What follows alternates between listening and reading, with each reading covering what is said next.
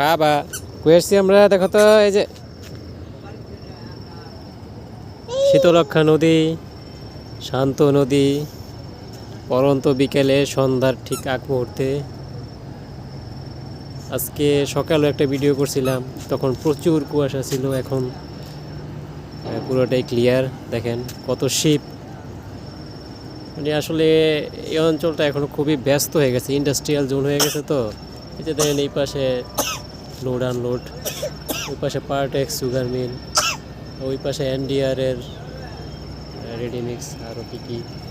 এই যে এখানে একটা আছে বালু পাথর আনলোড লোড আনলোড করে ওই দিক দিয়ে, মানে পুরোটা নদী ঘিরে আসলে ইন্ডাস্ট্রিয়াল জোন তৈরি হয়ে গেছে। আর এই পাশটাতে হয়েছে আপনার আবাসিক জোন। আমরা বাবা বাবা দুষ্টামি করে না, এই যে বাবা দেখো দেখো দেখো, এই যে দুষ্টামি করে না।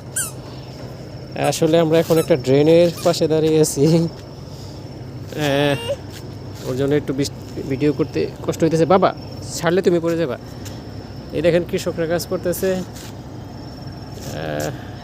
নদীটা খুবই সুন্দর, বাড়ির পাশে এরকম একটা শান্ত নদী।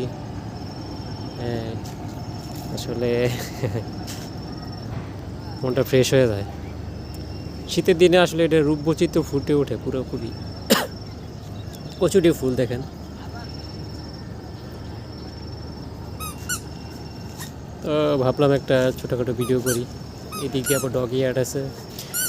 এখানকার পরিবেশ আরও অনেক সুন্দর ছিল, মানে অতুলনীয় সুন্দর ছিল। একসময় পালতোলা নৌকা এদিক দিয়ে যাইতো, আমরা দেখতাম।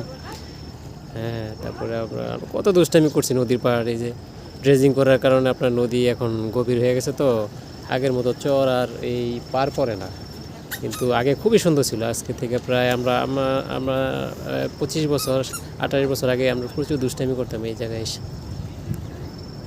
আমাদের সন্তানেরা আসলে এই জিনিসগুলো মিস করে, তাদের কাছে এগুলো এখন স্বপ্ন। এইখানে একটা তার গাছ ছিল, এটার উপর থেকে লাফ দিতাম। যাক আব্বু, বাবা তুমি কিছু বলবা? এই যে দেখো, কিছু বলবে?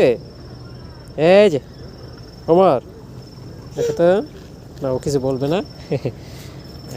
সবাই ভালো থাকবেন, আসসালামু আলাইকুম।